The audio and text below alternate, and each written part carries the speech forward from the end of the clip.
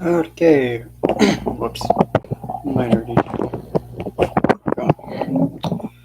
So, so I got more crystals again. And I'm trying to get this thing to behave again. Mm-hmm. Just get this stupid thing lined up. That should do it. Of course, as always, got to make it the live chat instead of the top. Hello, Kayla. So I'm going to be opening my postage that has 4 crystals in it. Then after that, go into about the retrogrades, because the trend of like, oh God, it's Mercury retrograde. Oh God, it's Jupiter retrograde. Oh God, it's Saturn retrograde. Or the more kind of overdone and being like, well, Pluto is a retrograde. Oh no, Pluto. Well, yeah, we get the idea. So, and then from there it'd be open floor and all that stuff. So anyway, let's open this sack of nonsense. It has a total of 4.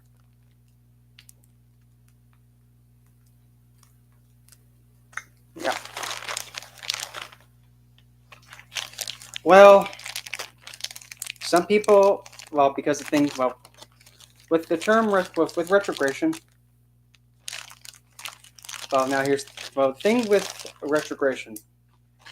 Pretty much retrogression in actuality is in the visual.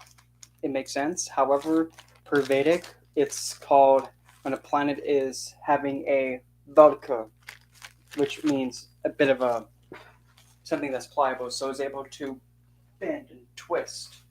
So retrogression and Valkyr are not the same thing, but when a planet's Valkyr, meaning that it's a bit more pliable and more flexible, meaning that the qualities of it or the circumstances about it, they tend to be a bit more lenient and a bit more tolerant. But then again, also it depends on what planet. So we'll say, for an example, let's put the best way. It's again, it's the same thing. It's you just see like the R. It's just the regular indication with an R, like retrogression. So if you have a planet, then you see the letter R in their placements. It'll just be like in parentheses and then an R. In Vedic, yeah, it's the same thing. Valkyr and the term comes from Plastra Hortashastra. I can't remember exactly the exact crap. I can't recall the exact line, like the number, but it says something about when the planet is Valkyr, meaning that it's going to be more flexible and more pliable. But the significance of it is much more potent based on the curve. So it's more, like I said, more pliable and more flexible. Some planets you kind of don't want it to be like that. For an example, the planet that you want like that is Saturn.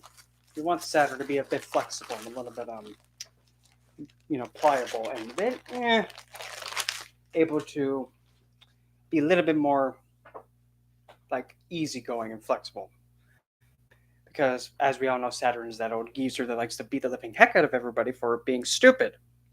So when you have the old geezer being flexible, okay, oh fine, I won't hit you this once. Don't do it again.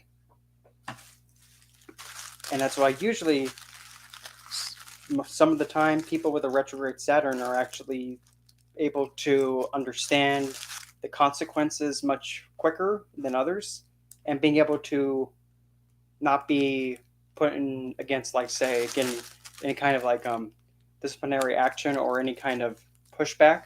It won't be as intense, but it'll be kind of like having like say if you were speeding and this is like the 3rd time after you got a warning or something, then you probably will most likely get one final warning, but somebody else would have gotten a speeding ticket. Does that make sense? Yes. It's the same process, the exact same. When you see it, based on the chart, based on wherever it's placed. Like here, I'll show you. I'll show you with one of my absolute favorite. I don't care about an unusual login. That was me, you stupid Facebook. Something was unusual about this login on the same computer that I've always used to log on with. Okay, whatever you say. Oh, funny. I say Saturn retrograde, and look, it's Saturn horror. I don't know if you can tell. Right now, it is for the next 13 minutes, it is the hour of Shani, so don't be bad, because they're coming to beat you.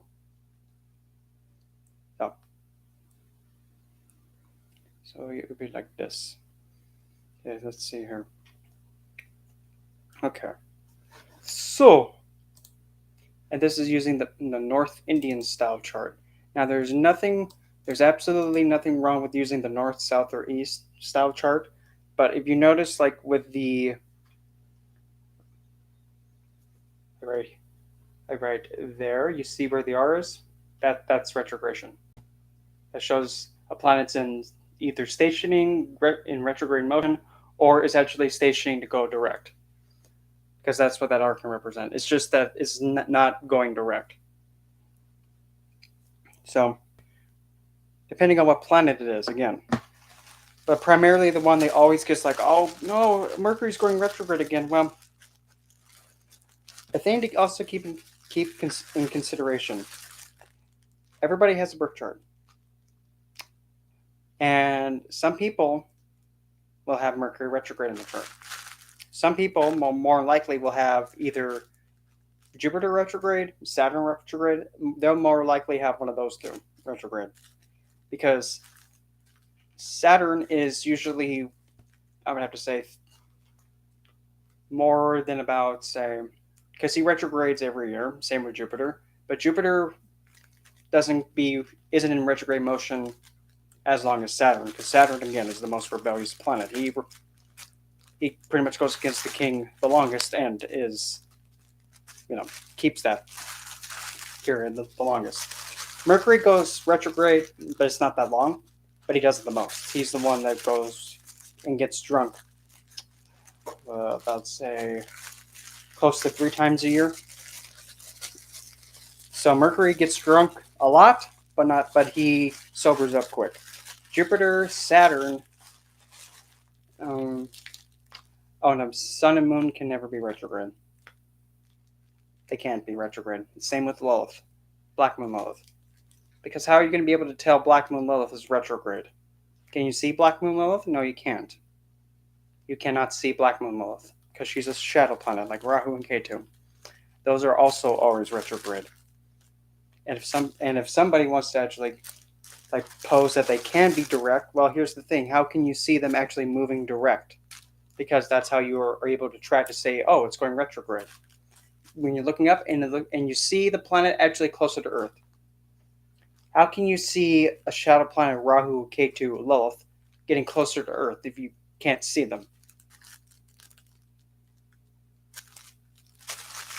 That's being a little bit practical and logical.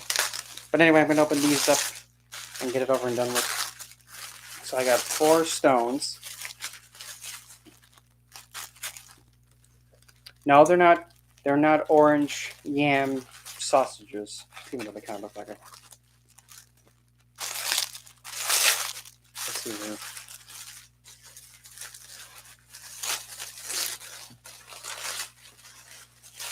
And there's still only one crystal. There's only one crystal I'm trying so desperately to get. And so far I have not had any luck getting it. There's only one. And that it's tanzanite. I've been trying to get a piece of it so that way I can actually have something to connect to my mentor with, because tanzanite is actually my mentor's favorite stone.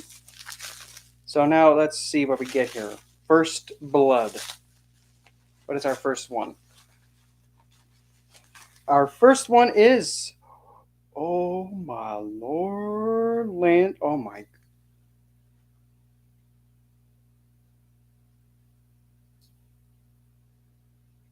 Sorry. Here, this, it feels like I feel like I just stuck my hand in an ocean. Here is a majestic, and I'm using that word correctly because that fits it correctly. Here's a majestic piece of Lermar. This is Lermar. It is, my gosh, it's like it's it's cool, and while I'm holding it, it makes L. Let me grab my little crystal book, and now they can read it for me. Where's? I just knew it was here a second ago. I was looking at it. Brownies. I'm going to give you a count to now to give it. Now. Thank you. See? Every time. Okay. A little more. Okay, we're going to go. Whoopsie. No, don't go whoopsie. We have it spelled. Damn it. No. It's spelled Larimar. It is a type of pectolite, and it is found in the island of Hispaniola in the Caribbean. It is a stone of tremendous benefit to the throat. Just don't put it in your mouth and gag on it. Providing the power of crystal clear communication and emotional strength and stability. It is a stone of feminine power. So we know probably, well, look at that. It's definitely not a mermaid Lothian stone. Supports state of confident well-being, soothes emotional body, diminished frequency and intensity of hot flashes, which I get those a lot, so good. What? We get them too, okay? Don't look at me like that. Can also be in it is also it can be used to diminish the frequency of intensity hot flashes and is useful in combating kundalini energies that are overactive. It can help one see and release oneself from unhealthy inner bonds to people or principles. Helps the pathway to the divine star of ascension. Okay. Upon which leaves behind any obsolete commitments. Placing Larimar in one's environment facilitates a pleasant, serene atmosphere. So that is the majestic and definitely soaking wet Larimar. No, that's quite the tongue twister. Beauty. Little blue, little blue beauty. Now, what's our next one? Oh.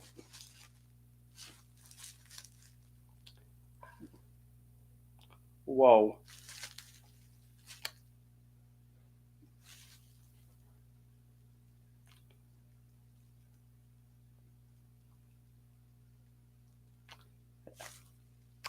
This one, it is. Hold on. What kind of sunstone is this? I know it's a sunstone. Hold on. Let me see if I can find it. It is not there. I'm rolling up. There we go. It is a Solaris sunstone. And I'll show you. Here it is. It kind of looks like, the best way to put it looks like a milk dud. Kind of a big honking milk dud. Yes, looks like a honking milk dud. Or a giant piece of toffee candy. But Sahoy, this stone is actually a combination of both the sunstone and the moonstone. So it is essentially the unification of sun and moon. Which is why, like, when I first touched it, it made me think, oh, okay, we have the sun and the moon. Yeah. Even just holding this, I just feel balanced.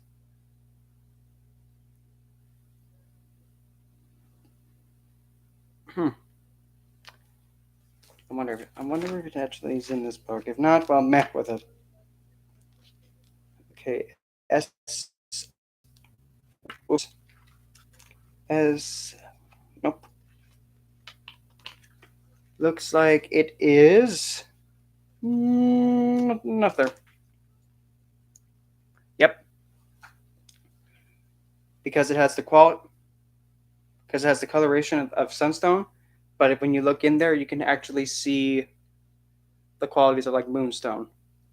Like if the light hits it just right, it'll have that reflectiveness of the sun. I mean the moonstone, but then it has the coloration of the sunstone.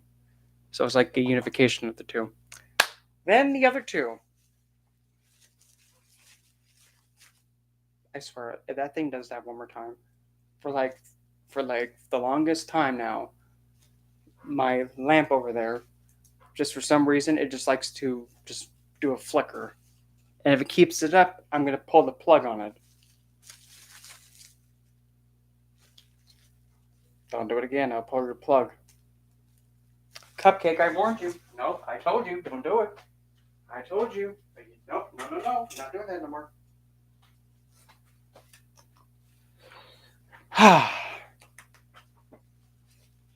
No, it's not broken. It's just, I don't know why it does that.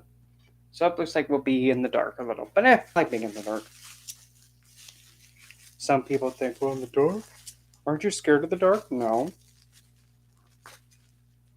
Aren't you afraid you're going to get jumped? No. Because all the darkness is just a void. And inside this void lies everything that you say that's in there.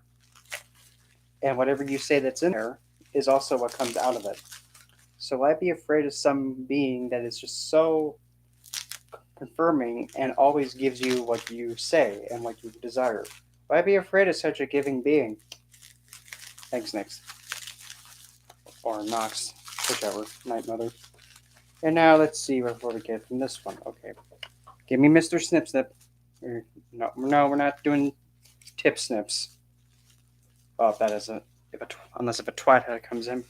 It's like, okay, you might, be in excruciating pain in a short amount of time, in about a few seconds. So, just ignore your dick, and everything will be going away. Okay, so we'll go with. Oh my lord, that's a honker. That is a honker. What? Yes, fine. Yes, I did say it. That's a honker. And trust me, I know a honker. Look at this one. This is a blue. Oh, that is majestic. Here is a blue calcite heart. Blue calcite. Don't you start singing that song. I'm blue, bottom B dot and copyright. There you go. Blue calcite. That's a honker. Book, please. So, blue calcite. It goes a little bit like. Damn it. Here to go. Blue calcite. It is abundantly found in Mexico, and some specimens with a deeper blue have been found in South Africa. Blue calcite is one of the most soothing stones to the emotional body. Okay. It softens the impact of physical stimuli, allowing those who are genuinely sensitive to relax. So essentially, if someone's hypersensitive, like to sound, feeling, sight, or along those lines, then yeah, much more soothing. And Cupcake, will you stop revving your Doom Buggy's engine thing? Because it's not impressive. Nobody cares about your thing going nonstop. Stop it.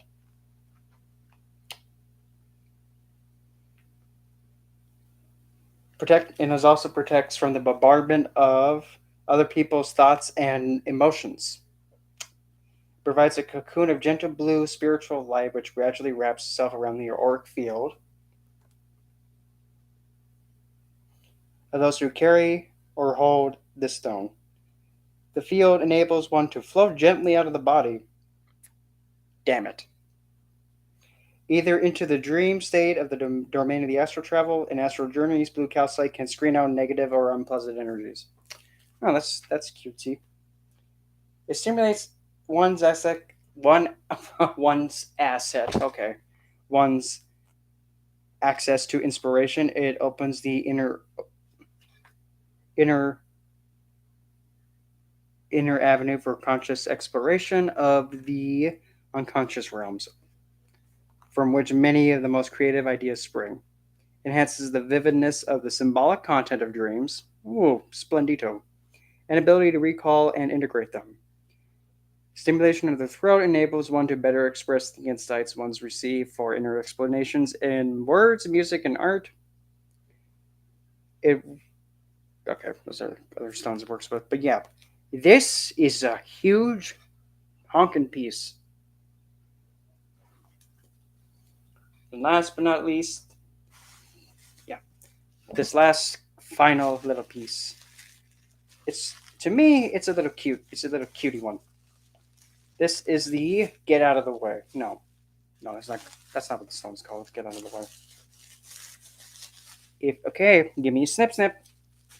I'm gonna give you to the count of now to give me my crystal. Whoopsie! Oh, you lost your tip. So, well, if you didn't, hold my crystal hostage, you would be able to keep your tip. So there you go. Oh, this is so cute. And I don't always get things raw, but when I do, no, that's where I'm stopping. Last but not least, this cutesy and a little adorable piece of Celestine. This little cutesy thing.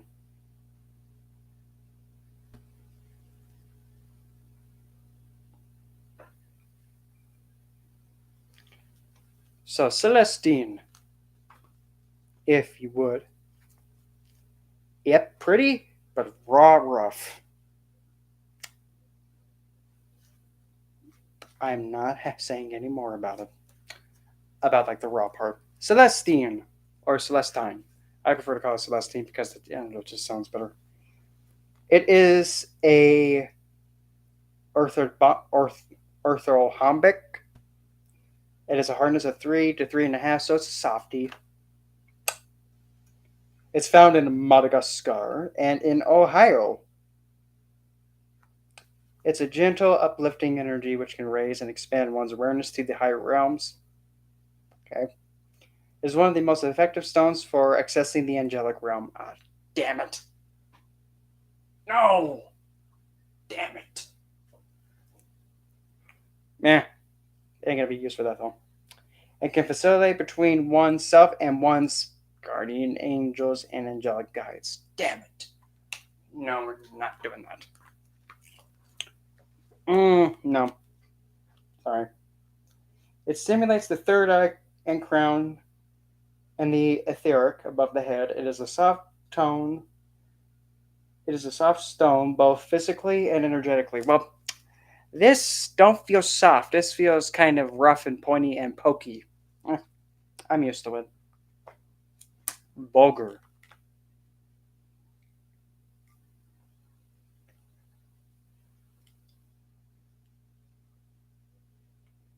As it elevates one's awareness, Celestine makes one feel as if one is floating on a cloud rather than zooming in a rocket. Madagascar blue gray Celestine comes primarily in clusters, and it is ideal for placement in one's bedroom, healing room, or space meditation space, as it's an environmental cleanser and source of soft, positive energies. Its vibrations radiate in all directions, making it wonderful to have around, although it is somewhat less useful for healing or meditation work. For these applications, single crystals of crystal Celestine are much preferred. Celestine will amplify the other stone's energy and bring vibrational elevation and balance to them. So yeah, Celestine. I've wanted this crystal for a long time. And I finally got this little cutesy thing. So, to recap, we have.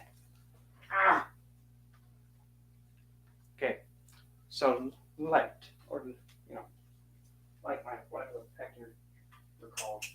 Turn on, and don't go flickety diggity. So, recapping. Hello, Ivy. To recap the stones, we have the lovely Celestine. Bit too bright there. We have the Celestine, this majestic cutesy. A little is a rough one, but it's a cutesy one. We have Celestine. We have Blue, a blue calcite heart. This honker, the biggest blue heart I've ever held in my hand. Okay, I almost said the biggest blue ball I've ever held. But I will say I can't say that I have not done that to some poor unfortunate soul. And then we have Solaris Sunstone, which I know it looks like a piece of toffee candy or a really light milk dud.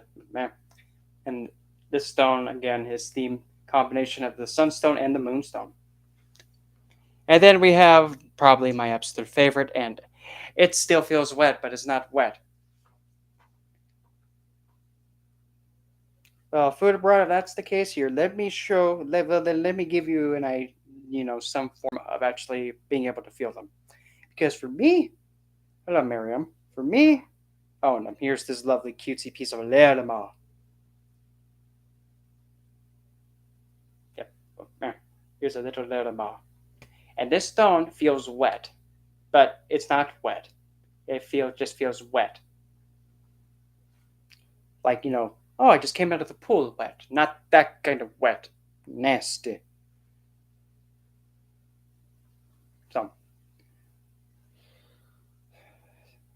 So, food abroad here. Let me give you an idea on what you can do. And when in doubt, always use a regular clear quartz. Give me a clear quartz. I don't care which one it is. You come hither. And here, cupcake. This freaking phone charger almost took me out. Almost swept me off my feet. I'm hard to sweep off my feet. Yep, some stones kind of do tempt you to take a bite out of them, but some stones probably shouldn't put in the mouth. Best example, selenite. Don't put selenite in your mouth unless if you want to have your tongue poked with, selenite shards. But anyway, so all we really will need is something like a clear quartz. As some people would even say, a clear quartz, isn't that the most basic stone? Yeah. Not as basic as Kardashian quartz, rose quartz, but still. So, what do you do? So, it depends if you're right-handed or left-handed. If you're right-handed, then use your left hand. If you're left-handed, then use your right hand, whichever side is your recessive hand. The hand you do not, write with. So, what you would do, you take that hand, you take the clear quartz, plop it in right there, right in the center. Then just grip it, and now hold it. And then you just go about your day and just go about whatever you were doing prior, or you just can just sit there and just think, I wonder what this stone would feel like. Because at least for me, my hand feels like it's like where the stone's at. It kind of feels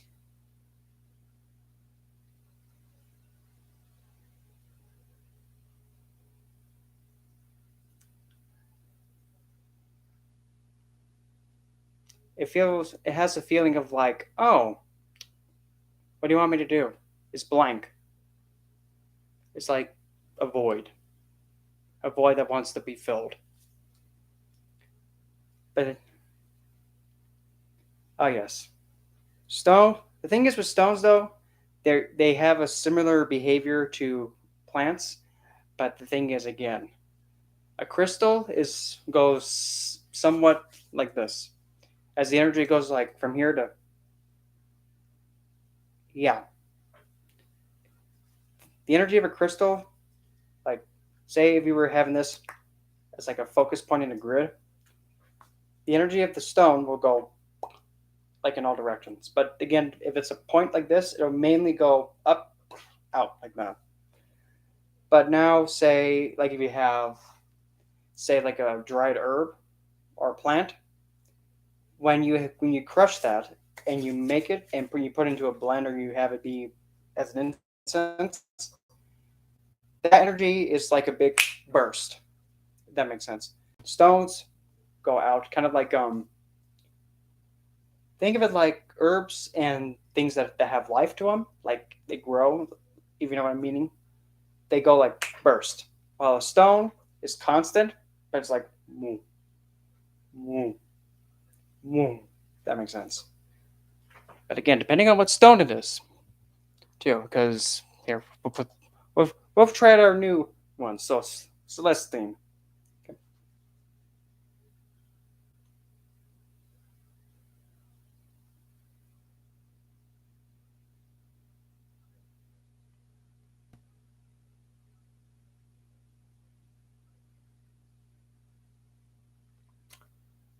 To best explain this one,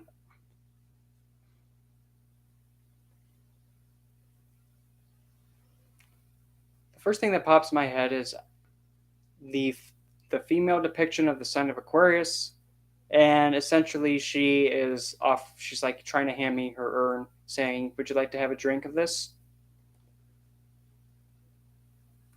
And the water that's actually in Aquarius's urn is actually the nourishment and the spiritual wisdom of the divine. And she's like, "Would you like to have a sip?" That's what I'm getting. Very gentle, very inviting, and very easygoing. Not chaotic. Because usually the feminine depiction of Aquarius has the woman figure with the urn just going like she's dancing with it and getting everything wet. Then this big honker, blue calcite. Um, when you cleanse crystals, some crystals don't mind getting wet, like quartz, but there are some stones that are like cats. You get them wet, they go and they freak out. Selenite's one. Another one is Celestine would be one. Blue cal, any all the calcites would be one. Funny enough, Larimar is one. Let's see, malachite is one. And do not drink the malachite water. Don't drink it because it will actually make poison. It'll poison you. It's toxic, very toxic. Cinnabar is another one that is also extremely toxic, so don't put it on your tongue. Don't lick it. Selenite probably is a big one because selenite is so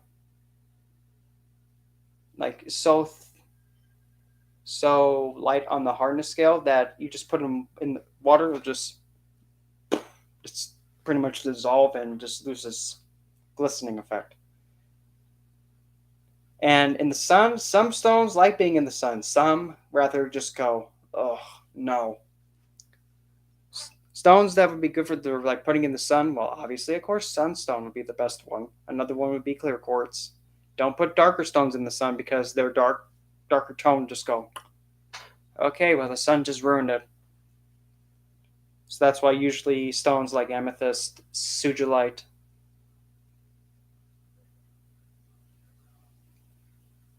morganite, kunzite, tugtupite, celestine would be another one. Those ones you would rather just put underneath the moon. Oh yes, kyanite. Kyanite.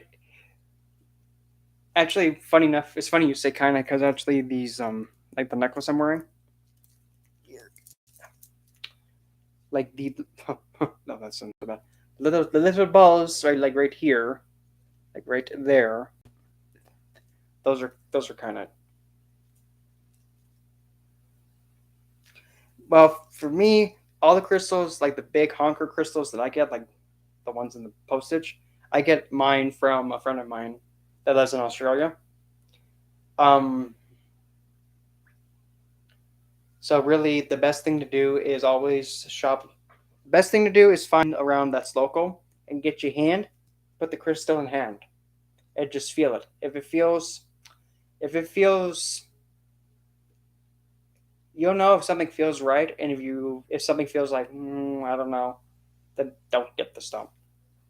But if something about it is off, like for example, turquoise is probably the most bamboozled stone that gets sold. Because usually, most of the time, all the turquoise is just dyed blue highlight. But how can you tell if it's fake? Well, it's simple. You take something like your fingernail and you just gingerly scrape at it. If it scrapes the coloring off, then yeah, it's not good. But highlight's a crystal on its own too. Another. Oh wait.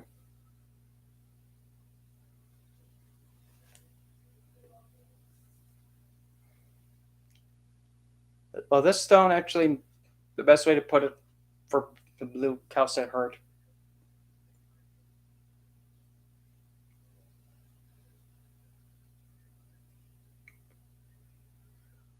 Best way to describe it, think of having like a young, like a newborn, merfolk person, a new person, a newborn merfolk, like a young mer girl or mer boy, I guess, with a pacifier in his mouth, sound asleep. And there's like this aquatic blue light, very calming, very chibi, and very cheeky, the best way to put it. But it's really calming and wet, very wet. For stones for having the mind be like clearing and more secure. Any stone, for an example, like hematite. Well, hematite does this down. Yeah, it brings you down to earth because it is quite heavy, and it's also magnetic. Here, let me show you. All right, hematite, hema. Actually, I must show that one too. And there's nothing wrong with getting everyone's, the stone that gets everybody signed up for this, and that's amethyst. There's nothing wrong with amethyst. Amethyst is just as good as any other stone. Well, some people think, well, everybody gets initiated by amethyst. I want to be initiated by someone else. Just take the bloody thing. So, this is actually a piece of Nevadan turquoise. That's Nevadan turquoise. So, these both are hematites. These are both hematite. This one is extremely magnetic charged, while this one, not so much. But nonetheless, watch what happens. It's already trying so hard. This over here is trying so hard to pull on this side. It's trying so hard to pull. And I'm trying so hard to not let it. Let go. But yeah, you can kind of stop it. Here, you can sit over here. Back over there. And in case if anybody's like, well, it looks like you probably were faking that. Oh, really, Cupcake? Then watch this. Metallic keys, watch this. Am I full of shit now? Am I full of shit now? Does that look like I'm full of shit? There you go. That's how potently strong this piece of hematite is to metal. Yeah, it's not letting me. Oh, there it goes. It's potent, so. But anyway, hematite. The little hematite will grab or pretty much be like, slam you back down to earth or spike you back down to earth. Another stone is onyx, but onyx, of all the stones, it works extremely slow, but it does provide willpower, so that's another one you can have at it with. So now I'm going to hold Larimar. Immediately, the first thing that hit me in the head was, oh, I'm in the oceans of Greece. Oh, crap, not Charybdis. Oh, not Scylla. God damn it. Oh, here's another nice mess. Oh, hi, Circe. Don't do it. Please don't do it.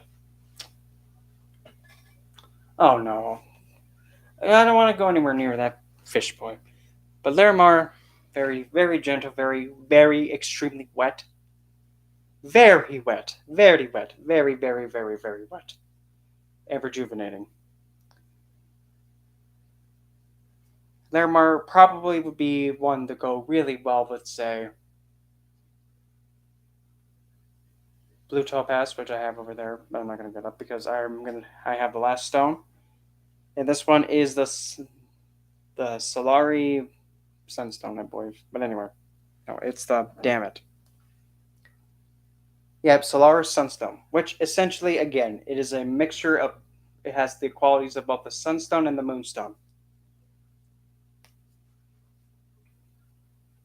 This stone feels so weird because we have the moon, the calming motherly side, and then we have the Sunstone being like, check this out.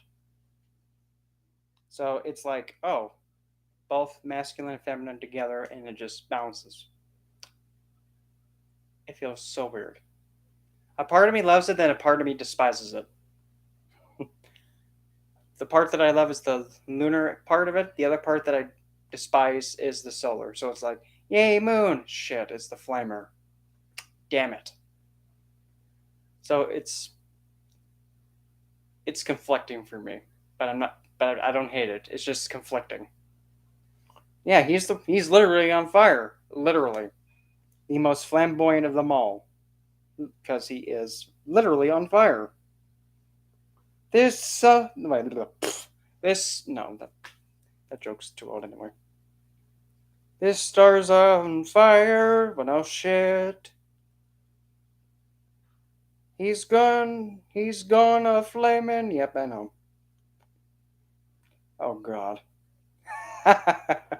Oh, no, that's no. We have chosen you to join us. For what? A charter membership. I don't even no, thank you. If you're choosing me for the membership, why don't you just give it to me? Oh wait, that's too simple. That's funny. A warning from your psychic. Well, that would be cute if I had one, but I don't need one because. Why would I need one? I can handle for myself. Yeah, she has quite a dean's list. Let me get my reference book. So, there's a one. And I don't believe. Oh yeah, that book's not in print anymore. Oh, that did work. Okay, Brownies, if you would be so kind to give me my love book, would you? That.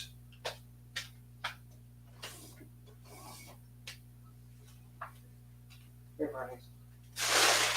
Brownies, I'm going to give you a countdown now to give me the book.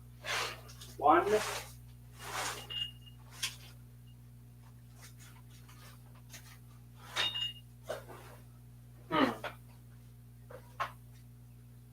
Oh, I know where it is.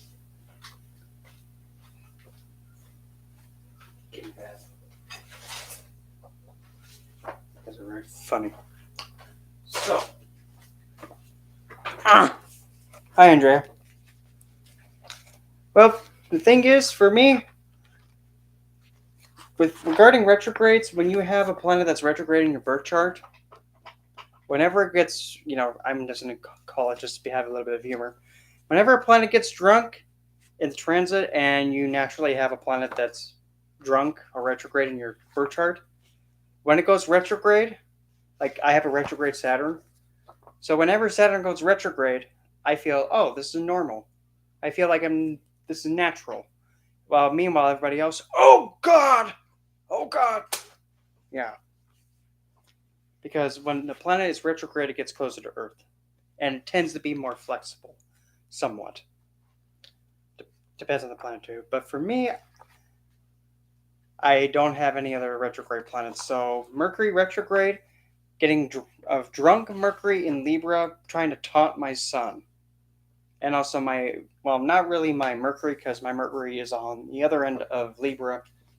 But yeah, the Mercury got a little bit close to my sun before it's like, I'm going to just stop and then go back this way then. Like, okay, fine. Just don't touch my sun. The sun, like my sun placement, my sun sign. I don't want a child. I know. I don't want one of those yet. So, the crystals and gemstones for a little food abroad. Okay. First few I'm actually going to be referencing from Gems of the Adversary, which is also by my friend and fellow occultist Kendra Ravenmoon, on page 34. And she notes that these stones are of Lilith, garnet of any kind of garnet, moonstone, black moonstone, amba, tree agate, selenite, bloodstone, geodes, bowenite, smoky quartz or shadow quartz, yellow chrysanberyl, white opal, blood quartz, and black onyx. Then there's what I say: amethyst, anodolite, anadolusite, astraline, azurite, bentonite, bixibite. I know that sounds so weird. Bixibite, yeah.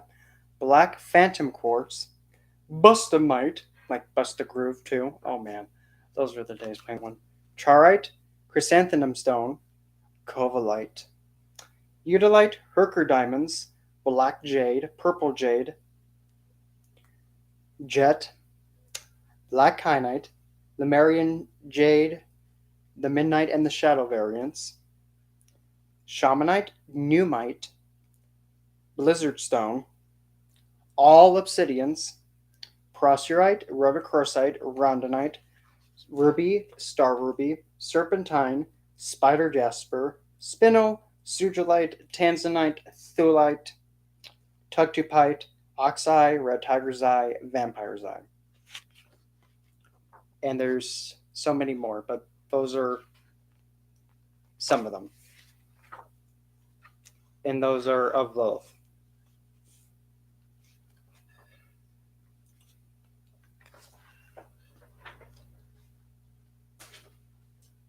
Now I'm going to take these little cutesies, and now I'm going to put them with the other ones so they can have their little meet and greet. Be gentle with the Celestine and be gentle with the blue calcite, and definitely be gentle with the Larimore. Your little definitely not what do you again? Oh yeah, the milk dud. Be good, little milk dud. Don't break anything. You break it, you buy it, even if you don't want it.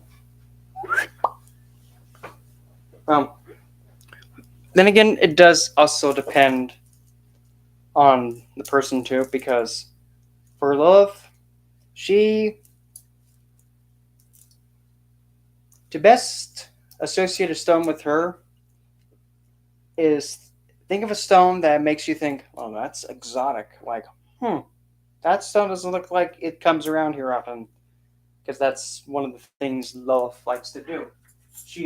She appreciates things that are like, haven't seen something like that before. She likes things that are unique. Some other ones. I'm just gonna brisk through this real quick. Just take a look. Don't care. Scooch over next page and next page. Don't care. Okay, let's see. Yep. Avengerine.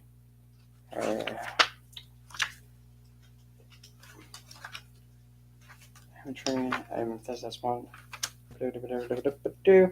Apache Tears would be another one, especially Apache. But because Apache Tears, since it has a deep connection with the American Native tribe, the Apaches, and since they were pretty much violated and taken off their land, that can somewhat potentially be said that they could be connected with Lilith. Spanish Argonite would be one. Astrophyllite would be one.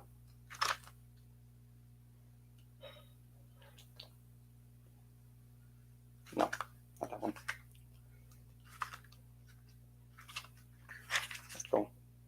Okay, next. What? Whoa, wait a minute, go back. Never mind. Yep, Azurite would be one. Bentonite. Bixibite, red beryl.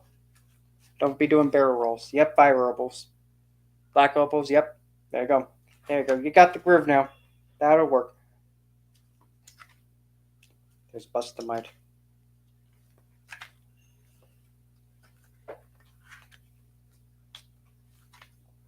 Red calcite. Cassiterite. Wait. Yeah, cassiterite. That was a bit of a tongue twister. Okay. Alright, I said that one. Next, cinnabar, covalite, clinocorite, clinicanor. I can't even pronounce that one. Crimson cuprite, crocoite. Okay, whatever. Cuprite. Yeah, I think I just said that one. Of course, diamonds. Diaspore. Dream quartz. Elisto quartz. Utilite. I said that one though. Flint. Red spinel. And any kind of spinel. Fluorite. And again, those are all the garnets. Wow, funny. Never heard of this stone before, and I just saw it. Gaspolite. At least that's what it looks like. Go. Don't know what that. I can't even pronounce that one. I'm not going to bother. Next. Next.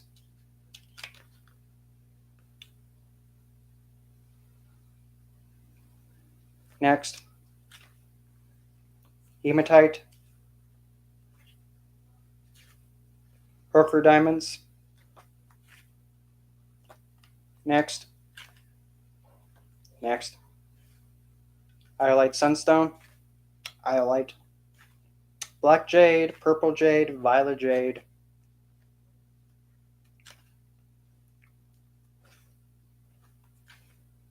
Jet. Black kyanite. Labradorite. Indigo kyanite. Lapis, or good old Lappy. Lazulite. Lemurian jade, midnight in shadow. Something that I said before.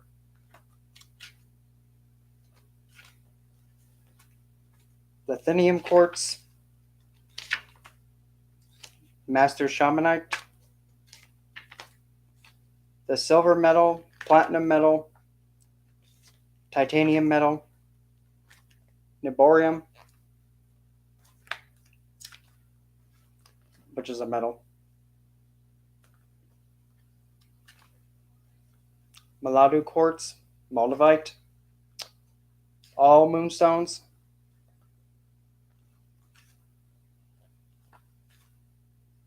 Numite, all obsidians, regular, snowflake, rainbow, mahogany, peacock, gold sheen, onyx, all regular opal, fire opal, Oregon opal.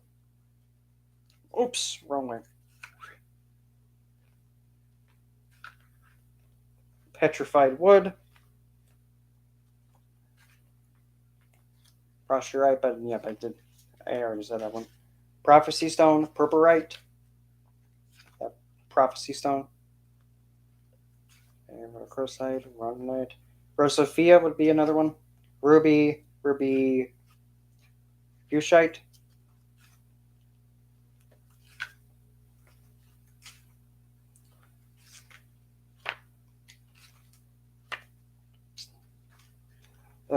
Serpentine. No, definitely not Sephironite. Not that one. Shutterkite.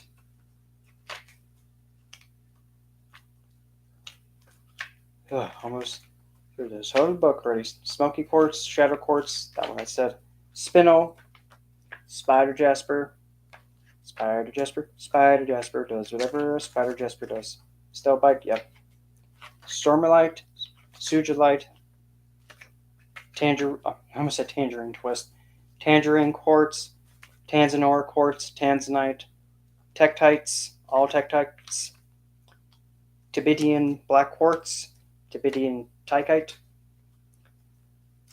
Vampire's eye, oxeye, tiger's eye. Black tourmaline, red tourmaline. Ugh. Bavansanite. Almost finished with all of it. Not that one. Tuctupite. Star ruby, star garnet. You get the idea. Willemite, wolfenite, and zoisite. Sapphires, yeah. Star sapphires. Well, then again, hello, Angela. And Lilith's favorite offerings. Well, number one, the biggest thing you can offer her is essentially you do what you want to do. You do what you choose to do. If you want to do something, or if you want to go at something, or if you want to be doing things your way, do it. And have things be pretty much not hold you back. Like, say, for an example, say you have your eye on a certain, man thing, and you're like, okay, this man thing, I want it to be, like a puppy on a leash. So, come here, little guy. Well, what are you doing? Put on this leash. But I don't want to put on the leash. Yeah. It's not exactly that, but you get the idea. Going after something you want, and if something tells you and tries to block you, just no. You go for what you want, and you know that this is what you want to do, and you're going to go towards it and obtain whatever it is, or do whatever you deem fit, regardless if something's in the way or not, and nothing holds you back. That's the number one best thing. And when you start doing that on your own naturally, then she'll just start appearing more and more and more and more, because the last thing she wants to be anywhere around is someone that's like, oh yeah, sure, I'll do that. Oh boy, here we go again. Just gonna be letting yourself be all, ooh, go this way, go that way, go this way, do this, that. But you don't want to do that. She doesn't want that. She does not find that appealing at all. You make the call, you decide what happens, and that's that. If somebody doesn't like it, well, heck, it's not your problem. I don't like that. Oh, that sucks. What, you want me to do something about it? Not my problem. And yes, starstones too. Yes, we can. Sapphires, well, ruby's also by technicality in the sapphire family, so yeah, that would count. Star ruby, star garnets, yeah.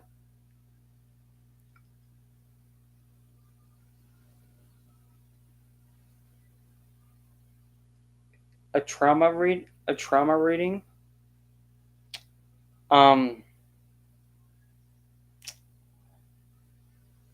What is your intention of a trauma reading? What are you wanting to have read? Because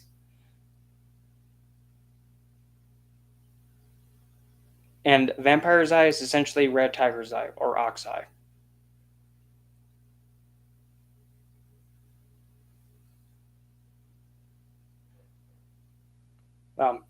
If you wanted me to read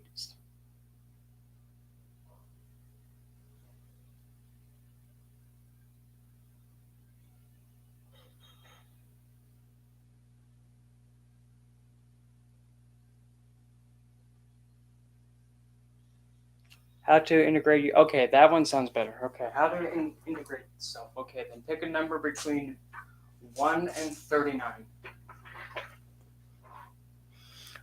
Well, Lilith is very difficult to offend, because the best way to put it is just like, oh, you, oh, you call me an offensive name like a horror or anything like that?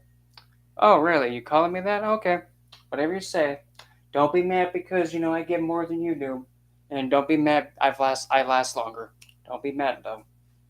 She's difficult to offend, but when you make a whoopsie, you will know. 17. Okay, that would be.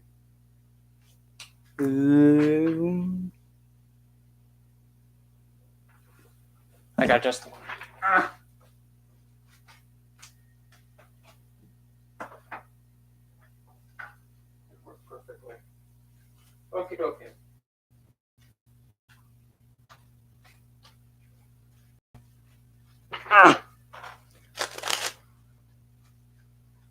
And when approaching Lilith, just be Just be yourself as you are naturally, and just be yourself, and don't put on a facade. And don't be completely awestruck to the point where it's just like, oh my gosh, Lilith, you're here. What do I do to make sure you don't get mad?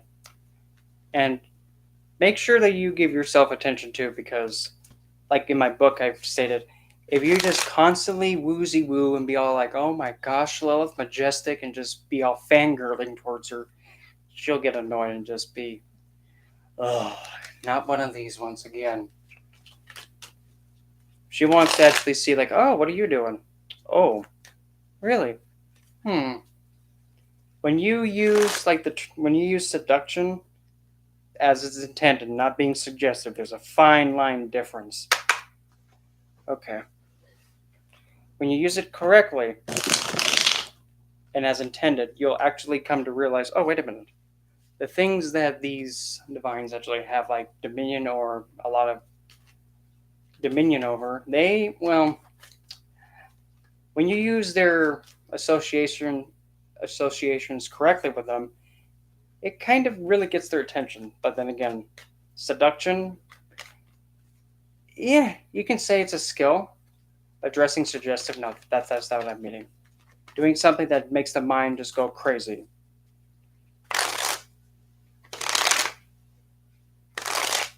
It's because, essentially, the best way to put it,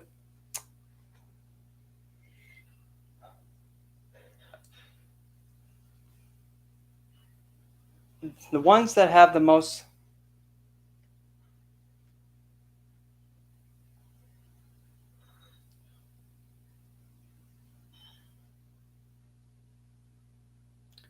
if someone's physically attacking you, is it a group of people or is it just one specific individual? And the reason why most of the programming is saying, like, well, you don't deserve anything in life like that. Well, the thing is those that are doing it, the ones that are supposedly superior or elite, well, they take anybody else as a threat. They need that control.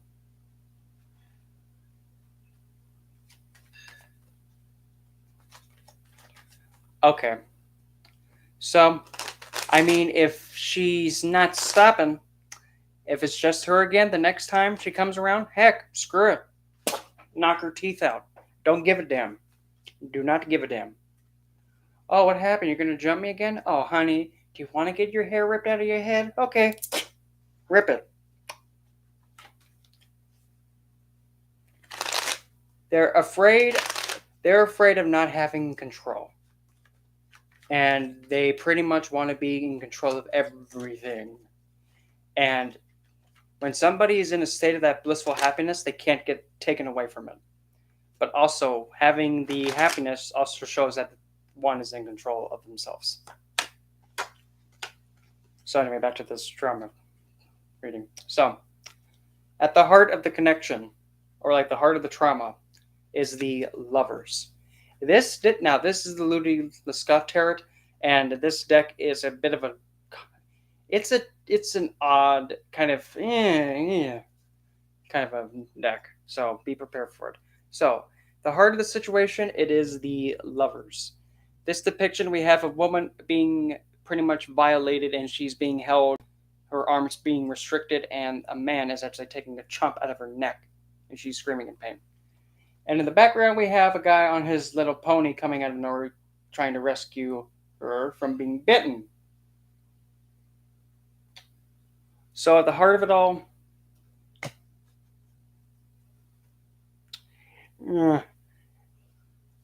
like the core of it is someone didn't is well. I mean, the card speaks for itself, so I'm not going to go any deeper than that. That's what the heart of it is. What is the best way to actually transmute it? Give me 2 for the, to mitigate this thing. 1. Fuck this deck. I quit. Nope. Fuck this deck. Oh, there's my card. So Queen of Cups with... Well, we already know that this is already going to get better than it is. And yes, I say that every time when the Queen of Cups comes out. Just habit, okay? Queen of Cups with the Queen of Cups with the rude. Try that again. Queen of Cups with the King of Pentacles. So we have double wet and hot, and so we have Queen of Cups, water and water, and the King of Pentacles, fire and earth. So we have double wet and then burning rock. Yeah, gonna throw shade. And actually, funny enough, the King of Pentacles, at least with this deck, actually looks extremely feminine. But nonetheless. So, with this, since this Queen of Cups has a mirror and a chalice, and actually, speaking of that, since the chalice she's holding has a pentagram on it that's inverted, and it looks like it has a really mysterious mist coming out of it, it can possibly show that maybe intaking a nourishment of pretty much a rejuvenating insight from a darker entity may be one of the best cures.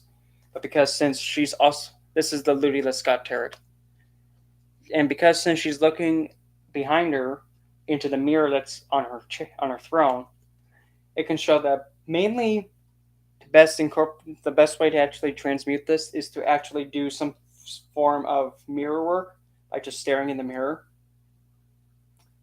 and reflecting on the self while also embracing like a sense of spiritual rejuvenation by a darker being, like for say for example Nyx would be one good one, Hell would be another good one.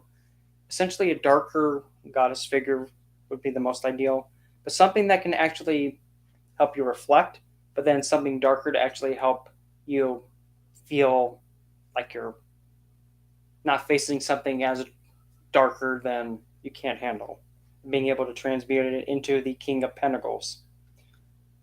So since this is a fire and earth together, and in this depiction, it looks like he's in on a throne that's made out of marble, and he's somehow in Clock Tower.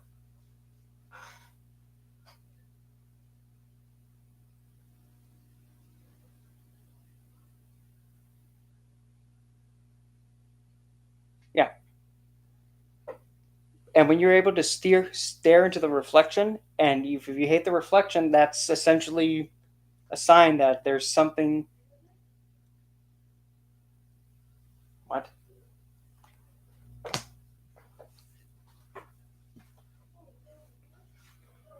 Let's put it. When you stare into yourself in the reflection, as you're staring, and you might be thinking that, well, I just don't like looking at myself.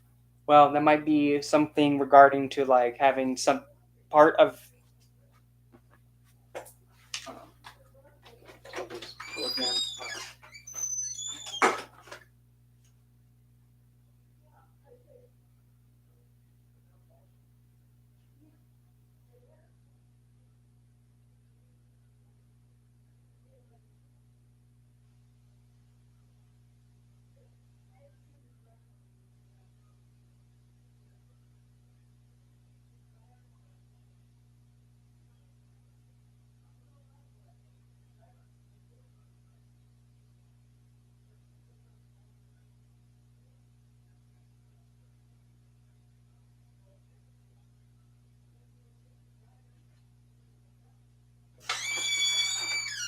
Okay.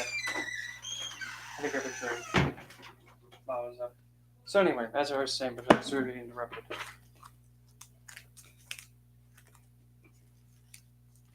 Um, then Andrea, then here's my question: where's her parent?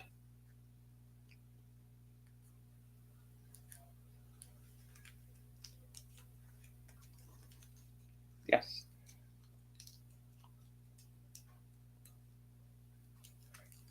Well, the thing is, Andrea. So where's her parental figure then? How come the parental figure is not stopping and stepping in and taking control of the child?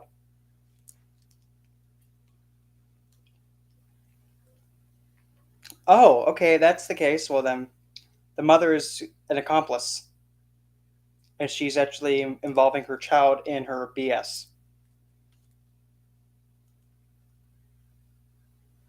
Yeah, exactly. Mm-hmm. Because yes, in the well, if you have a child and you're having them play a part in some kind of sick scheme, that's child abuse and child neglect. Mm-hmm. It's actually also child endangerment, doing something that's criminal. And what's the reasoning, as I was saying, or Miriam? When you're able to stare yourself in the mirror and feel comfortable, you'll then actually transform into the King of Pentacles. So this is fire and earth, which will be the inspiration is able to be put into the practical world. In other words, after some deep emotional nourishment of reflecting at the self and just becoming more comfortable, just looking at the self, you'll be able to take that sense of, acceptance of the self, regardless of what you feel right now as unlovable, unfitting, or just whatever you feel that you don't feel comfortable with. Once you feel at peace with that and accept it 100%, no ifs, ands, buts, or tushies, you'll be able to take that and then move it into taking a more practical but more inspired approach of handling afterwards from on out.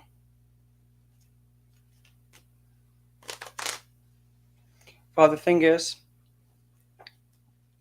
as I would, as I like to say,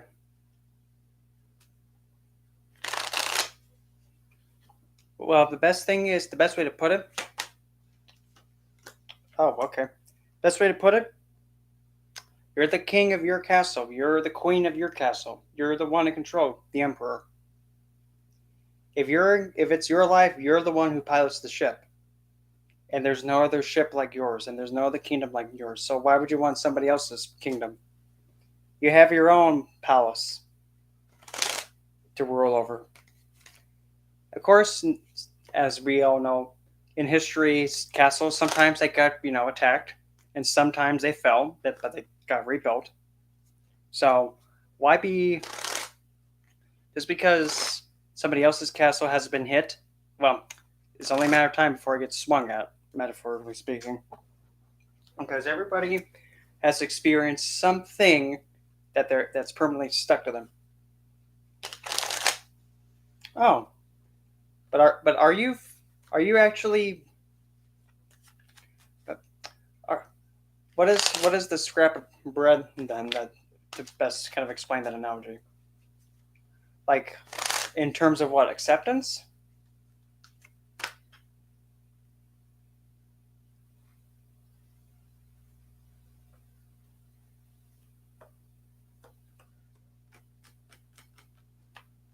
Well,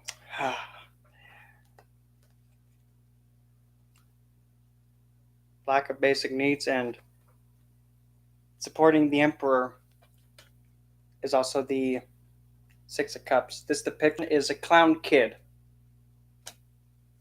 and he's trying to hand over a rose. He only has two roses. So, when you were younger too, were you made fun of a lot? And also, were you not taken seriously? And when you try to give, something nice to someone, did they turn it down kind of harshly?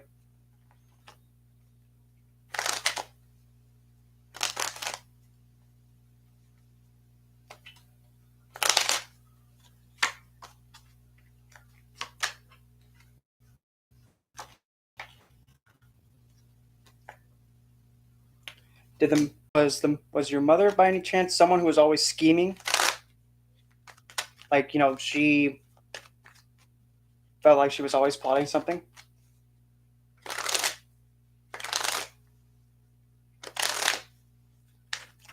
Like for some reason, she was always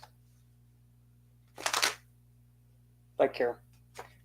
Did she used to also take a look at herself or look out the window a lot or look at herself and kind of here? I'll let you look at the card. Would you say she did something like that? Just sit at the chair, out looking out the window, or just looking out into space, or even just looking at a reflection out the corner of her eye, kind of like, Okay, there's her side.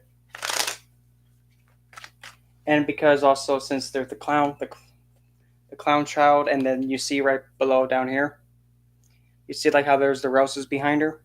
Completely, she's not paying any attention to them.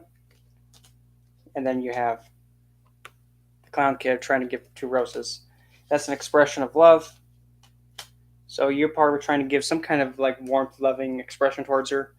She just took it and pretty much sat on it. Just like, okay, whatever, and just in her own little head. That's what it.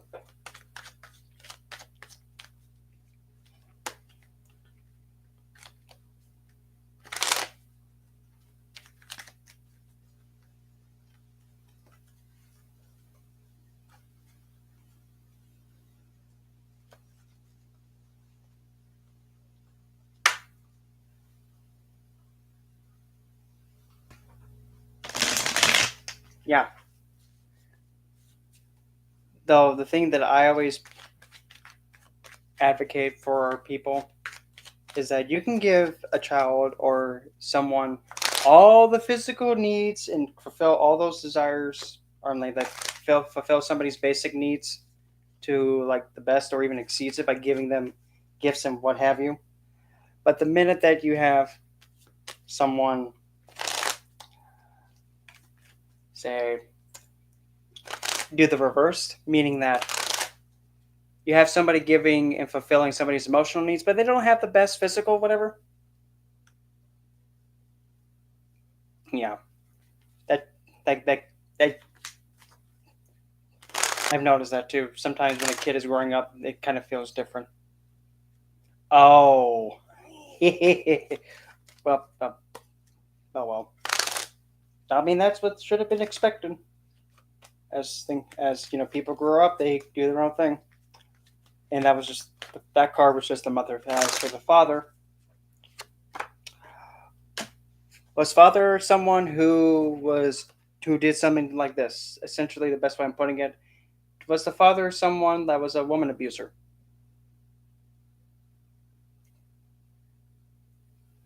Abused women in any way? So much to the point where he was actually literally restricting her or any woman. Restricting. In other words, pretty much saying what she can and can't do. Like keeping her stuck in something that she didn't want to do. Or even preventing her from even being able to.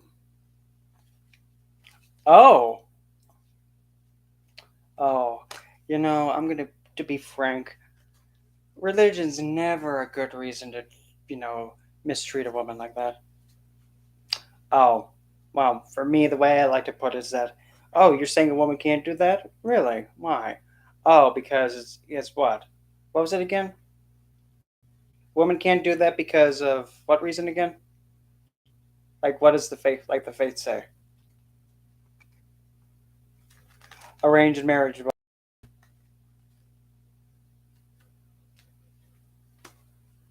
And also then that also fit the, well, if it is what it is.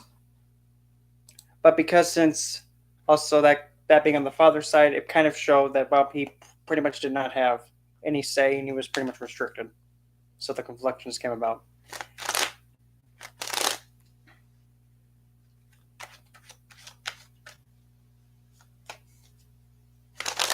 Give me 2 more. One for what to avoid having this happening, like pretty much to bring this back up again. Like the biggest thing to avoid, while the other one is what should be incorporated immediately to ensure that this won't get activated again.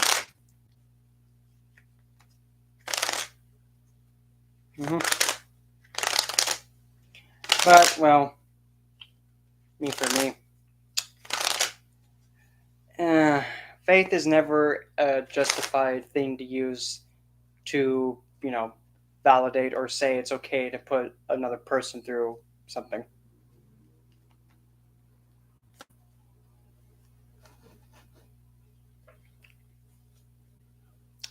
You know,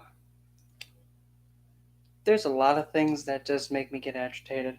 But, child abuse like that and actually punching and kicking a child, especially a young girl, that just makes me just want to go, wow, okay. And you're saying that, we're filthy over here? Not saying that you do, but like how stereotypically sometimes there are some people, like even the Talib, like Al Qaeda or Taliban or whatever, that's like filthy Americans. Oh, really? Look how you're treating your women. You're calling us filthy? Why are you treating them like this? That's more disgusting. Nah, don't care. Don't care about your head honcho guy. I don't care what he says. If you're justifying treating a woman like this, I can't even find the right word to show, you know, equality, like the effectiveness of just like how much of a wow idiot. Best put it.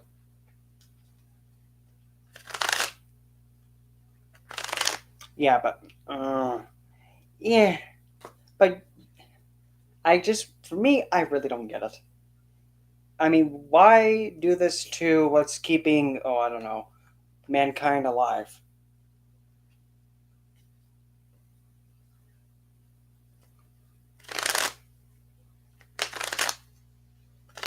Yeah, and the thing is, when you resist, it persists.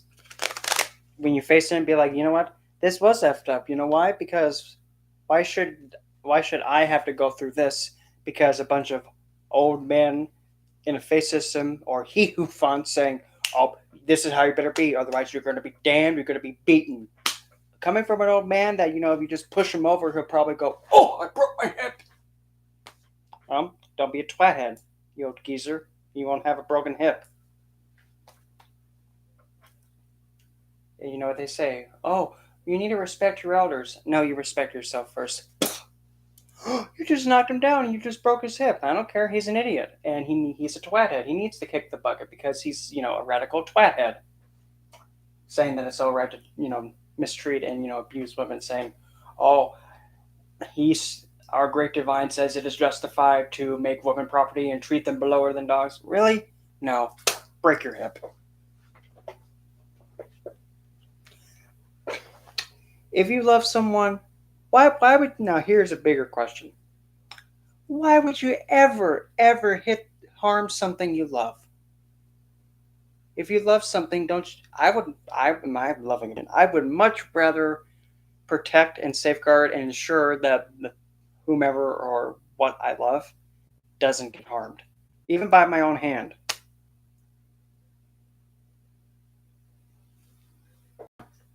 Because if you love something, you would do everything you can to do what's best for it. Striking or hitting doesn't count. If you strike something, you're choosing to harm it. Sometimes you have to do what's best by intervening and saying, don't do this because you'll get killed. That's different. But hitting something saying, oh, this is all because we love you. If you love it, then if you love this child, why are you striking them? Because if you love something, you don't bring harm to it. It's like, come on. Because whoever was instilling that in you, well, that's not love. Because for me, it's just one of those instances where sometimes I wish I could be around and be like, oh, really? You're saying you love her, huh? But you're hitting her. Wow. That's like saying, wow, oh, yes, I'm totally a believer of the faith, and then burning the book. Conflicting. It conflicts. We love you, but we're hitting you. Okay. Well, I hate you, so that means I'm just gonna start licking you. It's like it's like one extreme trying to justify the other. Like what?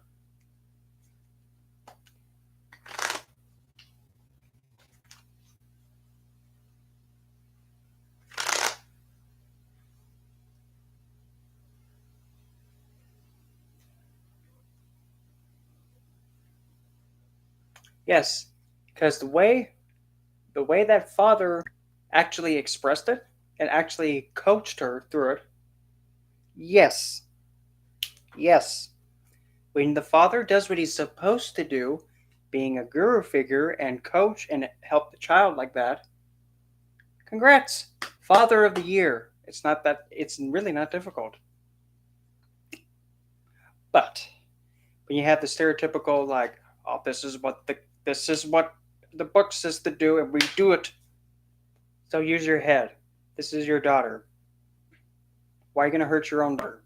Well, it's justified. Well, you know what else is justified? What? There. Got one of the dumb ones dead. Mm-hmm. Which is like, how can listening and coaching be deemed like, what is wrong with them? How is that wrong?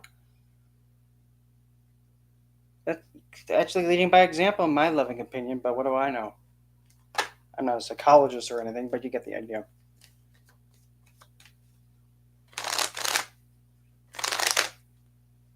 Yes, that's a cycle that must and needs to be broken because, in order, because if there is some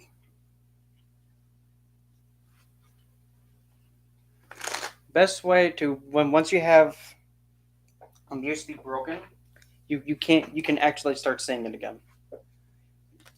But it's really difficult once you get stuck in it because it's really difficult.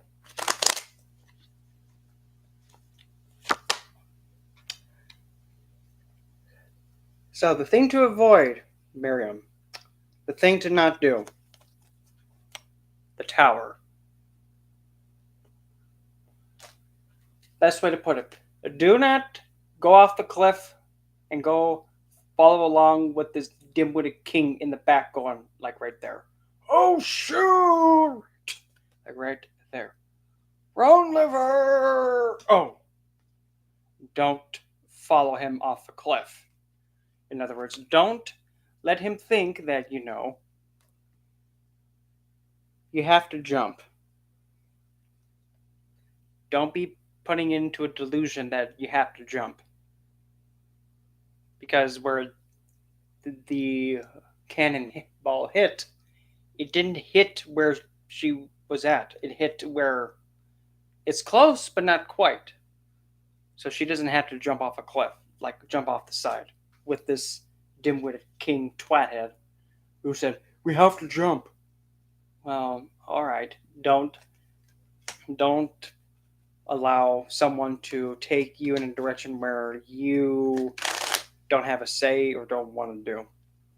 And also in this depiction, you really gotta look though. If you notice, there's actually a figure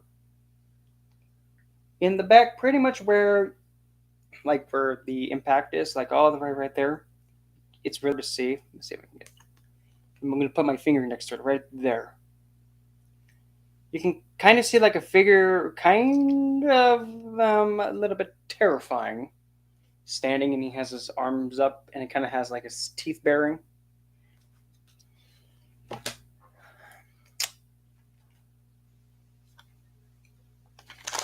Don't let anything else also intimidate you, especially if it's close by, and don't let it push you over the edge. Yeah, yeah. Don't feed into negative feedback loops. Don't let someone think this is the best thing to do and now your only hope. No, the only hope that you can say, and pretty much what you can deem your only hope, is what you say is the only hope. And here's another one. Well, they have to submit and listen. That's what you think. Because I'll ask you this then: whose life is she living? Hers, right? No, she's living it. Whose life is she living? Whose body is she living in? Whose eyes and nose? All that. Who does it belong to? Hers? Good. Guess who controls it? Her? Yes. You don't have jack shit. Piss it. But, but I'm her father. I don't give a shit who you are. If you're her dad, oh, that's cute. Piss it. What'd you say? I said piss it. Mm-hmm. Because ultimately, if some, you know, sad, depressed, not really intelligent twathead in the head thinks that, oh, I'm your father, I can tell you to do whatever I want. Really, Cupcake, really? Really? So, you know what? If that's the case, why don't we do this? Tell me to do something, I dare you. Go clean the kitchen. Nah, not feeling it. Why don't you do it instead? 2 hours later, why have you cleaned the kitchen yet? You could have done it. We could have been over and done with. But nope, not doing it. Oh, I'm gonna hit you. Oh, really? Do it, I dare you. You do it, you're gonna have the family jewels be broken. You don't want the family jewels broken because they're keeping the line going, don't you think? Don't. You don't want them busted. Oops. Yes. And the thing is, nobody owns you. Nobody can own you. The only thing that belongs to you is you.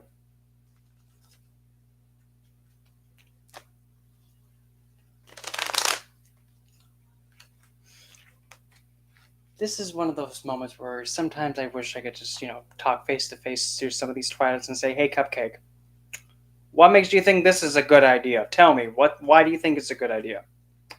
And don't bring in your religious viewpoint either, because that's not good enough.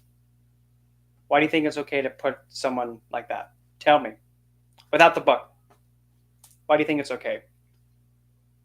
Because abuse is abuse. Yeah. Mm-hmm. And you're also using people as, currency. Um, if you're going to be treating another human being as like a currency like that, well, okay, then, well, in that case, well, sorry, I think you're as valuable as, oh boy, this is going to sound so horrible, but I don't care. If I wanted something completely worthless, well, I probably would just get like, oh, I don't know, a counterfeit $100 bill and have it covered in, man juice. That was also from probably the most vile man to exist. I'd rather have that than, I even forgot what I was saying, but I hope you get the idea.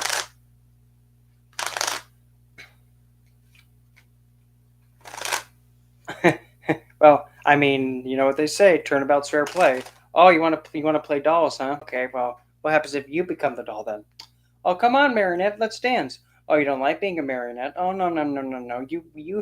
You pulled some strings to somebody else. Now it's time for us to pull your G string. Oops. Well, come on, old geezer, dance with the G string. Come on, do it. If you don't do it, you're gonna lose your other hip. Do it. You don't want to. I didn't ask it. Come on, do it. Do it. Do it. Do it. That's also like the stupid red pill thing. Good. Actually, it should be like right now too, Miriam. It should actually be right now instead. I one day in that well, not one day, this day. And those people that were like, or those twat heads are like, you're gonna be like this, you're gonna submit to this and do this. Well, I don't know. I think it should actually. I think you guys have had too much fun. I think it's time for you guys to understand what you've done. Oh, look at that! And this is what you need to start incorporating: the King of Blades.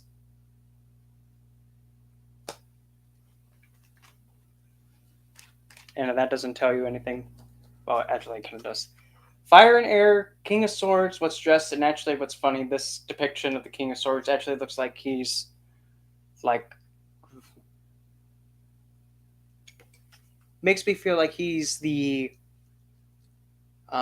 czar of like Russia in a way, and he's also holding the scales. So give just desserts, but be firm about it, and don't hold back about it. Because the thing is, they didn't hold back with you, so why should you hold back with them? but you don't understand. We were only one of the best for you, and we only did this because we care. Okay, well, if you did care, you wouldn't, have Karen being like the way you did. So, overkill. And they start, being, please stop this, it hurts. Good. It's turned up a little bit more than. So that way you understand the pain you caused. That's the best way to teach a twat that's harming you unjustly. Put them through the exact identical thing that they put you through and just say, too bad. You have to go through the same BS. That's the only way you're going to learn not to do it again.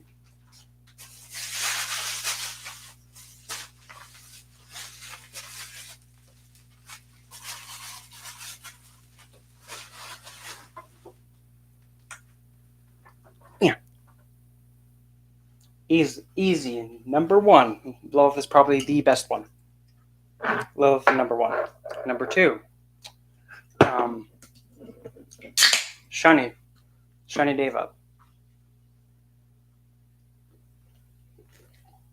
Which is Saturn.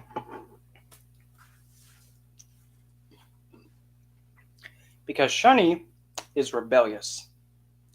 And Saturn, as a planetary energy, is cold, dark, rebellious, defiant, pushes back, tells the king, fuck you! Nope! I'm not doing what you want me to do, you stupid flaming ball of BS! Nope! Not doing it! You suck! You want me to do what? Why can't you do it, you stupid, lazy, fat, orange twat? He's rebellious. He's really difficult to influence. He's realistic and he sides with those that are unprivileged or those that are outcasted.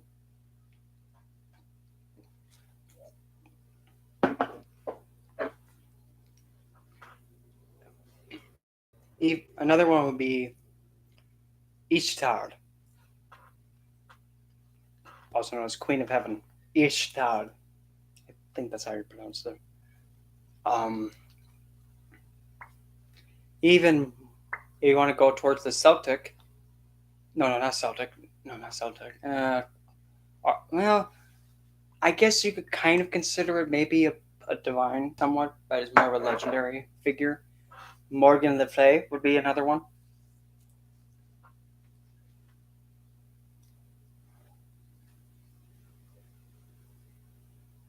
Segment? Oh, definitely Segment. Definitely Segment. She will not have it. Well, then again, just be prepared that if you do go towards Segment, well, she will most definitely give you guidance on how to just turn the SAS table flip. And by the way, just for reference, I'm going to just turn this on so that way. Okay, just don't blind me. Okay, or don't do. Okay, so maybe also, let's see if you can notice. On my back, this is covered, but who cares? So yeah, I do have. Okay, I think Bast is on this side and Sekhmet's on this side, and then yeah, the Ankh. Yeah. Turn up the SAS. Don't have it. And bonus points if you make them bleed. You can actually have some wine afterwards. I hate this life. Turn it off. Thank you.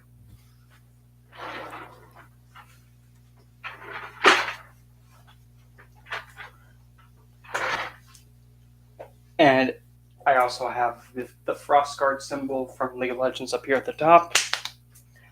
But yeah, Sekhmet. She's not having it. Originally, it was supposed to be like the way that it was originally designed. It had Bastet and Anubis. But I actually had it swapped for Sekhmet instead. Because, I don't know, I've just always felt more drawn to Sekhmet and Bast more than Anubis and any other Egyptian divine. But, But also, they also are known from the Goetic. Well, one I know is in the Goetia. Hagante is also an alternative name for Bastet.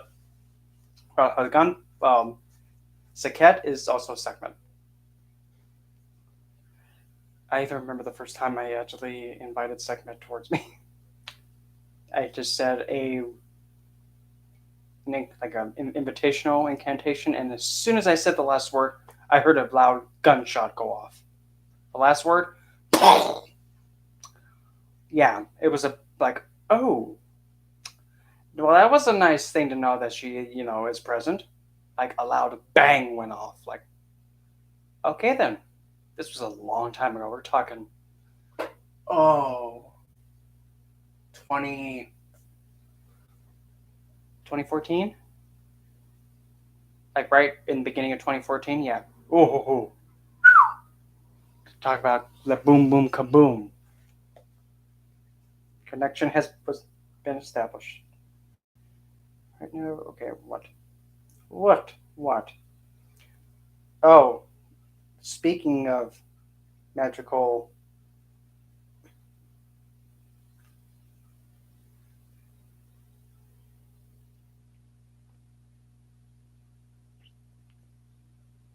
Let's see. Speaking of magical things, this was like early this morning, like at 1 in the morning. If you listen, you can actually hear a ooh, like you can actually hear an owl. Oh wait, hold on. Say, hold that note. Okay, never mind. I thought that was still linked to my headset. Play, you stupid thing.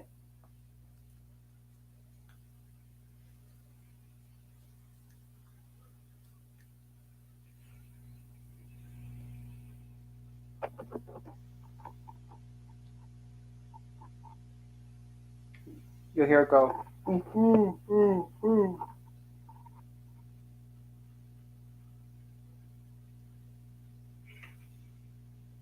Don't mind that. That was me. That was bonk.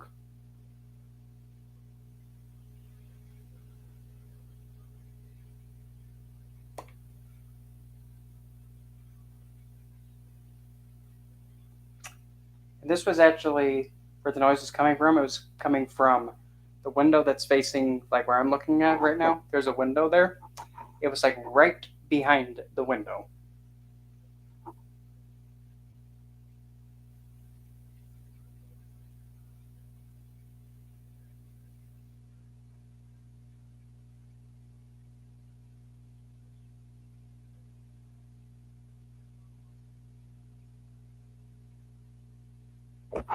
Oops. Didn't mean to bonk you.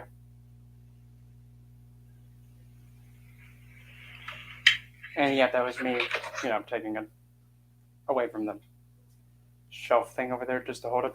But yeah, I got visited by a hooter last night.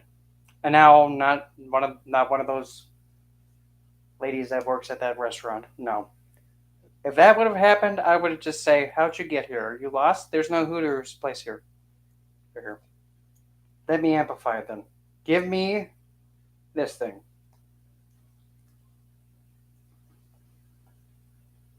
Okay, now take that, plop it there.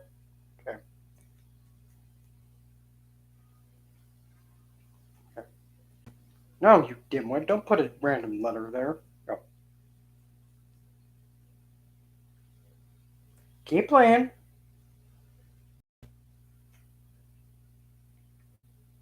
Aha, found it. Okay.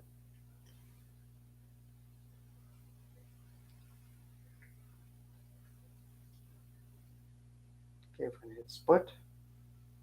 We're gonna take this and get rid of it. Okay, we're gonna split that. We're gonna go like this.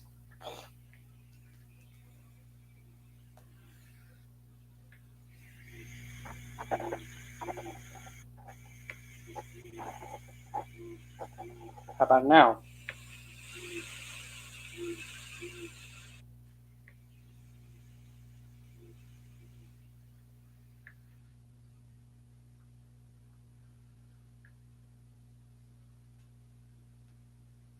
Yep. Quite the hoot, I know.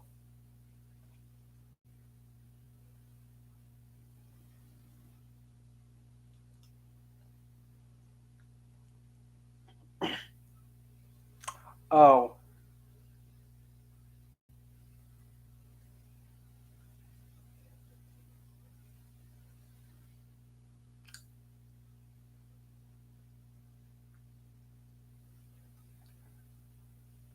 I would make a joke about something that I just saw, but I'm not even going to acknowledge it. I'm just not my head. Here's a good example. A scoochie tushy. I don't care.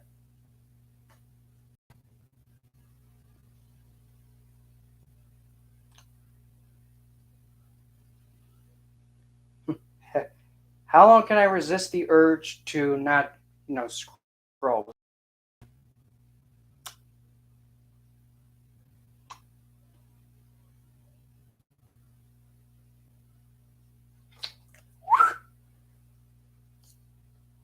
What the?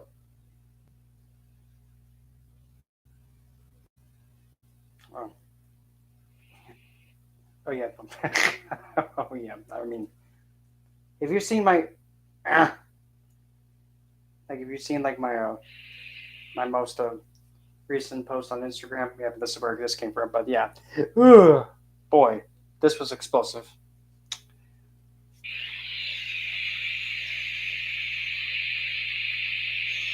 Now you will know pain. Yeah, when he says to a woman, "Be quiet and do what you do." I twitch. Hope you have insurance. Now you will know pain. Yeah, me in a nutshell. Like, oh, you telling her to be quiet and do what she's told? Okay, big boy. Really? What makes you think you're big and tough, huh? What kind of man are you? I bet you can't even take it like I can. Oh, hey, don't look at me. If I can handle it, then oh, you must be a wimp.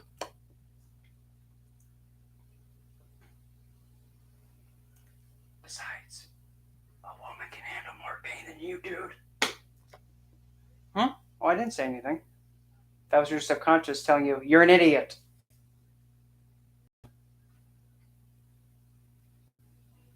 You can most definitely tell I don't like twat heads like Andrew Tate, or what the heck is his name?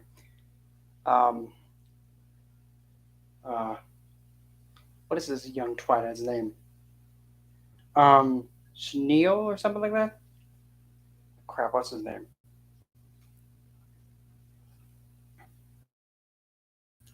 It's Andrew Tate, Abomination Twinsies or whatever. Just push it off a cliff.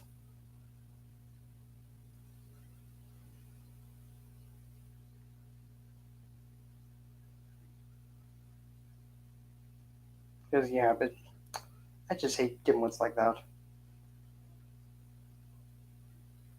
It just makes me feel. Why do you have to treat a woman like that? Why do you feel like you have to tell her that she has to stay home and do what you say to do?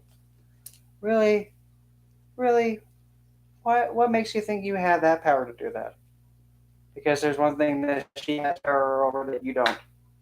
If it gets gripped tonight between your legs, dude, she has that power to say, "Man, no, now you have to do it all by yourself with your hand."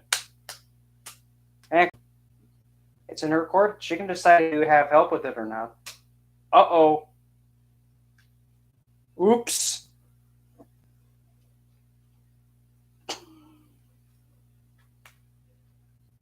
Or it can get better. Overkill time.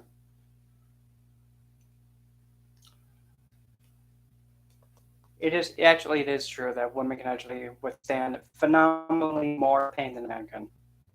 Oh, here's another one. Yes, what about Vedic astrology you want to know, Kayla?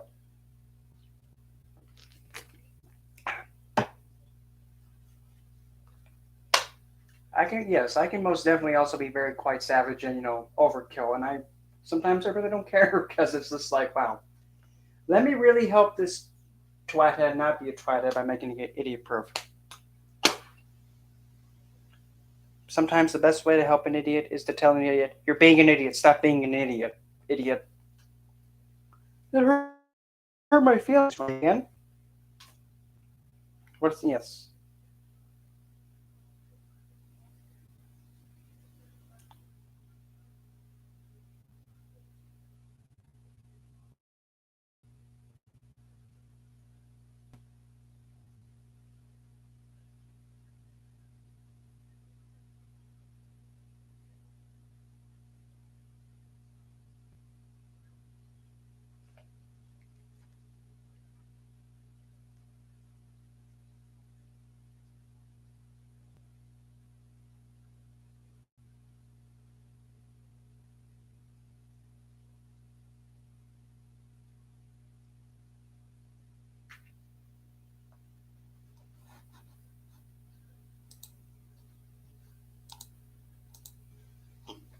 Wow.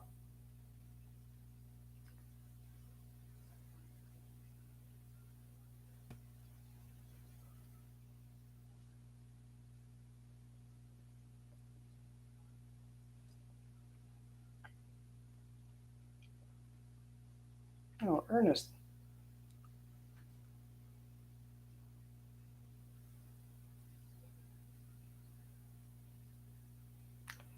Yes, well, actually, you can only either have this for the D12, a Cancer ascendant or a Leo ascendant, because D2 splits the chart into two. It's either in the horror of the moon or the horror of the sun. Planets that are daytime are Sun. Oh, obviously the Sun. Sun, Jupiter, and Venus are daytime planets, so they'll be on the side of the Sun. And nighttime planets are Moon, Chandra, essentially Mars, and Saturn. You can only be Leo or Cancer ascendant for D2 Hora, because that's also is either on the side of Cancer or the side of Sun, which is Leo. And that's actually everybody has that calculation. So either you have a Cancer or a Leo ascendant. But when calculating that, yeah, because the D2 chart, you really don't read the D2 chart the same as you would any other divisional chart, because D2 chart is more of its own division, if that makes sense. It has more. Here, let's see. Do I have my notes regarding that? I might have to download my notes again. If I download something, it's going to make probably the stream just throw a big temper tantrum. Where is my? Damn it! I don't have them. A bloody pigeon feeder. I'm gonna have to find them and download them again. Son of a twat head. Damn it. Oh well. But no, the horror of the sun and the horror of the moon. Everybody, well here. What are you doing in my swamp? Our swamp. Fine. I don't know. South Shrek. It's all on my to-do list. Let's go. What? Oh, I don't even know how I remember. Yeah, Cancer's in the 12th. So yeah, that's that's actually naturally how it's supposed to be. So here, I'll put here. Give me this. Give me. Come on, a little faster, honey. D2 horror. So, oh you twat.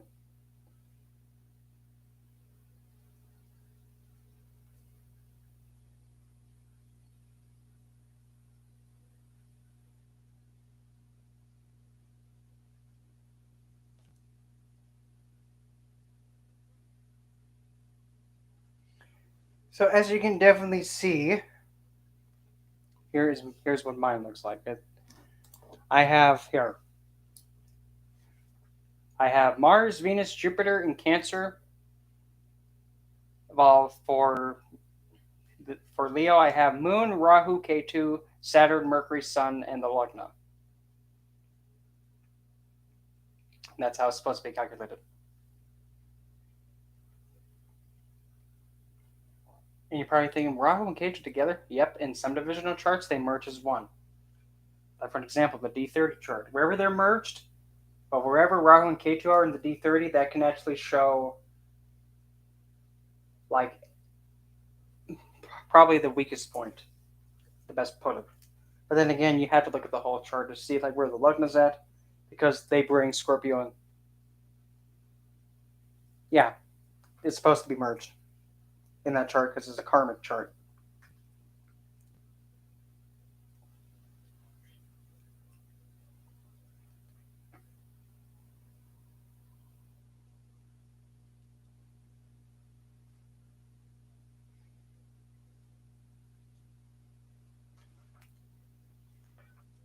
Oh, good. I have no karma stored in my third eye chart. In my third eye. Thank God.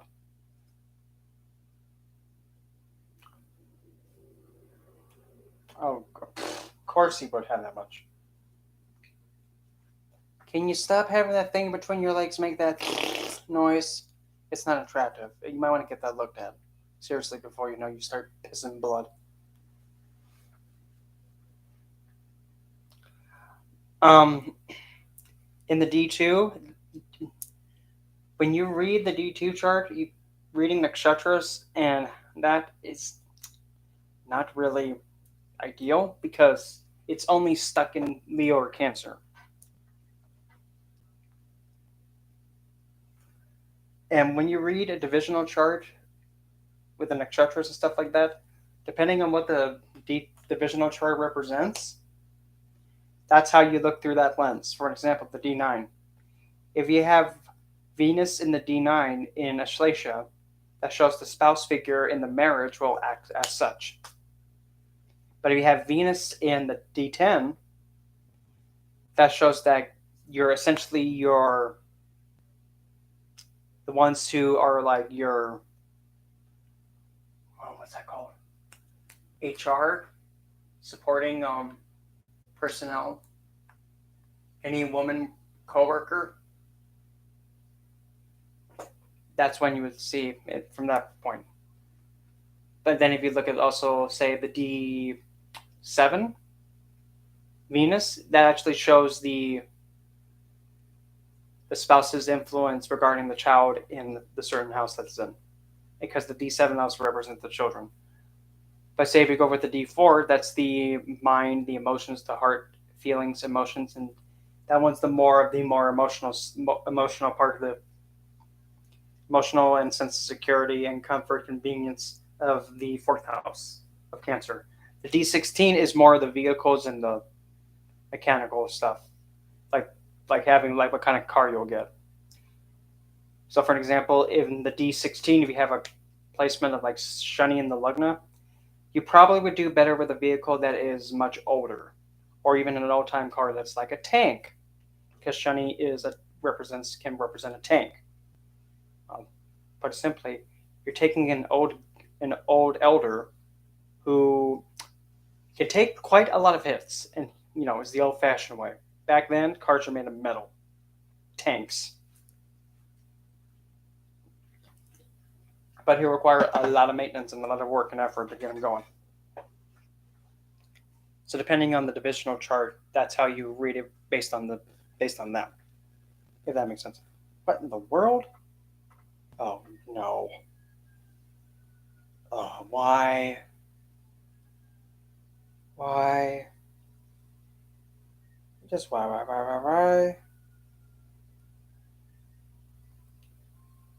Why in the bloody heck with that? No. What?